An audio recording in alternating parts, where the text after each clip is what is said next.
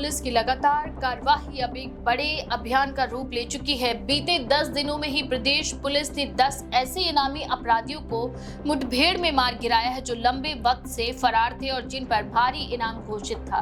इनमें 2.5 लाख का इनामी विनीत भाटी और 1 लाख रुपए के इनामी अपराधी इफ्तिकार, इमरान, अरशद और नईम जैसे कुख्यात नाम शामिल हैं।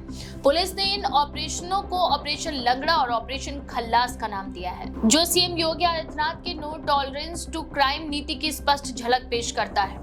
राज्य सरकार की नीति के अनुसार अपराधियों के खिलाफ जीरो टॉलरेंस का फॉर्मूला अब केवल प्रशासनिक शब्दावली नहीं रह गया, बल्कि ये मैदान में एक सख्त हकीकत के रूप में सामने आ रहा है। पुलिस की हर कार्रवाई में इस नीति की प्रतिध्वनि सुनाई दे रही है। गाजियाबाद, मेरठ, बुलंदशहर, मुजफ्फरनगर, संभल, अलीगढ़ और बरेली जैसे जिलों में बीते सप्ताह से लगातार पुलिस टीमें ताबड़तोड़ छापेमारी और एनकाउंटर कर रही हैं। ये सभी इलाके पश्चिमी यूपी के हैं, जहां अपराध और पुलिस कार्रवाई के बीच टकराव का पुराना इतिहास जारी है। विनीत भाटी के एनकाउंटर को लेकर पुलिस का कहना है कि वह कई हत्याओं और रंगदारी के मामलों में वंचित था और पुलिस को उस पर लंबे वक्त से इनपुट मिल रहे थे।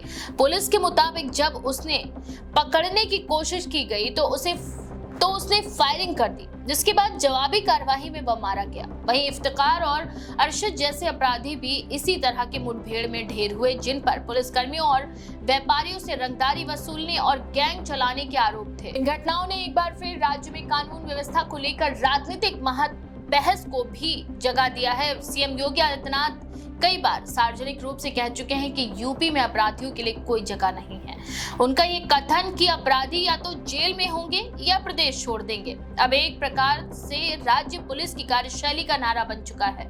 योगी सरकार के आने के बाद से पुलिस ने हजारों अभियुक्तों के खिलाफ कार्रवाई की है, जिनमें सैकड़ों एनकाउंटर और कई संगठित गिरोहों का सफाया शामिल है। विपक्षी दल इस नीति को लेकर आलोचना करते रहे हैं। समाजवादी पार्टी और कांग्रेस के नेताओं ने कई बार आरोप लगाए हैं कि इन मुठभेड़ों में फर्जी कार्रवाई होती है और कुछ मामलों में निर्दोष लोगों को भी निशाना बनाया जाता है।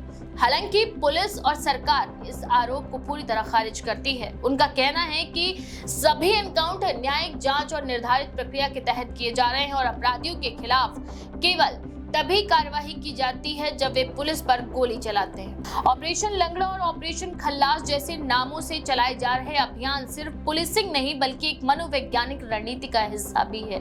इन नामों का उद्देश्य अपराधियों में भय पैदा करना, ताकि वे आत्मसमर्पण करें या अपराध की राह ही छोड़ दें।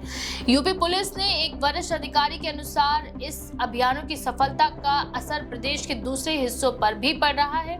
कई वंचित अपराधी अब अपने ठिकानों से फरार हो गए हैं या पुलिस में सरेंडर करने की तैयारी में है। गृह विभाग की रिपोर्ट के अनुसार पिछले 8 सालों में राज्य में 11,000 से अधिक अपराधियों के खिलाफ गैंगस्टर एक्ट के तहत कार्रवाई की गई और करीब 3,000 करोड़ रुपए की अवैध संपत्तियों को जब्त या ध्वस्त किया गया।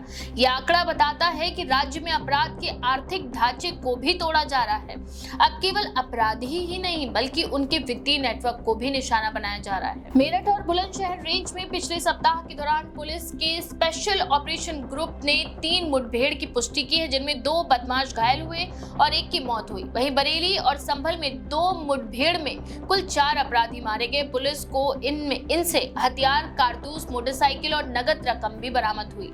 अधिकारियों का कहना है कि ये सबूत इस बात की पुष्टि करते हैं कि ये लोग सक्रिय रूप से अपराध कर रहे थे और पुलिस पर हमले की तैयारी में थे। राज्य की जनता में भी इन कार्रवाइयों को लेकर 2 तरह की राय है। कुछ लोग मानते हैं कि इससे अपराध पर अंकुश लगा है और प्रदेश पहले से अधिक सुरक्षित हुआ है, जबकि कुछ लोग यह सवाल उठाते हैं कि क्या एनकाउंटर ही अपराध नियंत्रण का सबसे सही तरीका है। मानवाधिकार संगठनों ने भी कुछ मामलों में चिंता जताई है कि जांच प्रक्रिया पारदर्शी होनी चाहिए ताकि किसी भी गलत कार्रवाई को रोका जा सके। पुलिस विभाग के भीतर ये भावना स्पष्ट है कि इन अभियानों ने बल के मनोबल को बढ़ाया है। कई जिलों के पुलिस कप्तानों का कहना है कि अपराधियों के खिलाफ इस तरह के एक्शन से कानून व्यवस्था पर जनता का भरोसा और मजबूत हुआ है।